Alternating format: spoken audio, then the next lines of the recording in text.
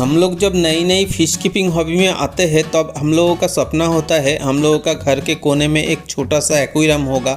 उसके अंदर बहुत सारे कलरफुल फिशेस रहेंगे, उसके साथ कुछ डेकोरेटिंग पीस एंड बहुत सारी कलरफुल स्टोन भी होगा। लेकिन हम लोगों का क्या ये पता है हम लोगों का एक्वेरियम के साइज के हिसाब से उसके अंदर कितने फिशेस को एक साथ हम लोग रख सकते हैं? इसके बारे में सही जानकारी ना होने के वजह से हम लोगों का फिश बहुत जल्द मर जाते हैं। हम लोगों का एक्वेरियम के साइज के हिसाब से उसके अंदर हम लोग कितने फिशेस को एक साथ रख सकते हैं, इसके बारे में कुछ इंपॉर्टेंट इन्फॉर्मेशन आज इस वीडियो में मैं आप लोगों के साथ शेयर करने वाला हूँ।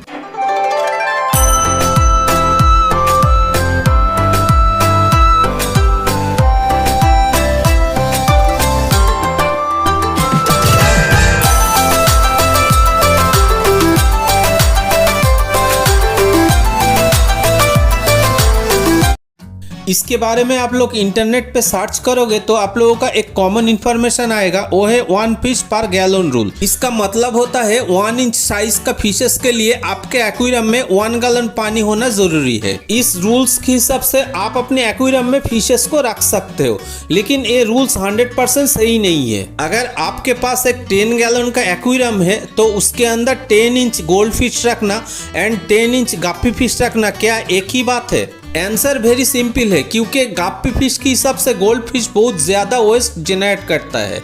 इसीलिए आप लोग जब फिशेस को अपने एक्वेरियम में रख रहे हो तो कौन सा फिश कितना वेस्ट जनरेट करता है इसके बारे में जानकारी होना ज़रूरी है। इस हिसाब से आप फिशेस को कम या ज़्यादा कर सकते हो। अगर आप अपने छोटा एक्वेरियम में बहुत सारे बड़े फिशेस को रख रहे हो तो इस बड़ी फिशेस के वजह से अपने एक्वेरियम में बहुत सारे वेस्ट जनरेट होगा। एक्सेस वेस्ट के वजह से अपने एक्वेरियम में बहुत सारे प्रॉब्लम क्रिएट हो सकता है, जैसे कि अपने एक्वेरियम का जो एमोनिया लेवल वो बढ़ जाएगा एंड आपके एक्वेरियम में इतने ज़्यादा बेनिफिशियल बैक्टीरिया नहीं होगा जो उस एमोनिया लेवल को कम कर सके। इसीलिए आप जब 1 फिश पर गैलन रूल को फॉलो करके बड़े फिशेस को अपने एक्वेरियम में रख रहे हो तब हो सके तो कुछ कम फिशेस को अपने एक्वेरियम में ऐड करें। इसके बाद जब हम लोग 1 इंच पर 1 गैलन रूल्स को फॉलो करते हैं तब हम लोगों का एक्वेरियम में पानी का जो एक्चुअल क्वांटिटी है उसका कैलकुलेशन करना ज़रूरी है। अगर एक 10 गैलन का एक्वेरियम पूरी तरह से खाली ना हो तो उसमें 10 गैलन पानी नहीं रहता है। वो सभी चीज़ जिसको हम लोग एक्वेरियम के अंदर रखते हैं डेकोरेशन के लिए या पानी को फिल्टर करने के लिए, वो एक्वेरियम के अंदर पानी का क्वांटिटी कम कर देता है। इसीलिए पानी का क्वांटिटी कैलकुलेशन करने के टाइम इसको ध्यान में रखना ज़रूरी है। अगर आप अपने छोटा एक्वेरियम में बहुत सारे डेकोरेटिव आइटम रख रहे हो तो आप सही क्वांटिटी में फिश ऐड करने के बाद भी आपका फिश स्ट्रेस में आ सकता है। इसीलिए फिश ऐड करने के टाइम इसको भी ध्यान में रखना बहुत ज़रूरी है। अगर आप अपने एक्वेरियम में लाइव प्लांट्स रखते हो तो इस लाइव प्लांट्स के वजह से अपने एक्वेरियम के पानी में ज़्यादा ऑक्सीजन रहेगा। इसके अलावा लाइव प्लांट्स के वजह से अपने एक्वेरियम का पानी का जो नाइट्रोजन लेवल है वो भी कम रहेगा।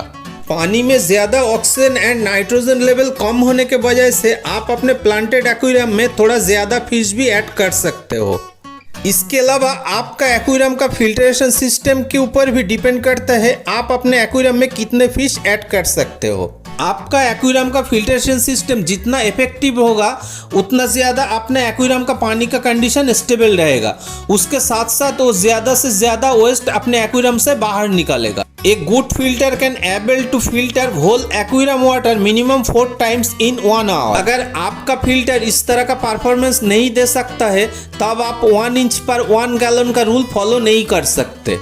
इसके बाद आती है time for maintenance. This is very important factor. Aquarium में आप कितने फिश को ऐड कर सकते हो ये कैलकुलेशन करने के टाइम आपको ध्यान में रखना है आप कितने देर के बाद अपने एक्वेरियम को मेंटेनेंस कर सकते हो। अगर आप रेगुलर टाइम गैप के बाद अपने एक्वेरियम का मेंटेनेंस कर सकते हो तो अब आप 1 इंच पर 1 गैलन रूल्स के हिसाब से अपने एक्वेरियम में फिश ऐड कर सकते हो, क्योंकि एक्वेरियम में फिश को हेल्दी रखने के लिए एक्वेरियम का पानी का कुछ पैरामीटर सही रहना जरूरी है। एक्वेरियम का पानी का सभी पैरामीटर को सही रखने के लिए इसको regular maintenance and water change जरूरी है। अगर आप अपने एक्वेरियम का regular maintenance and water change नहीं कर सकते हो तो डेफिनेटली 1 इंच पर 1 गैलन हिसाब से थोड़ा कम फिश आप अपने एक्वेरियम में ऐड करें। अगर आप ये सभी चीज़ को ध्यान में रखते हुए अपने एक्वेरियम का फिश का क्वांटिटी डिसाइड करते हो तो अपने फिशेस का डेथ होने का चांस बहुत कम रहेगा। यही था आज का छोटा सा इन्फॉर्मेशन।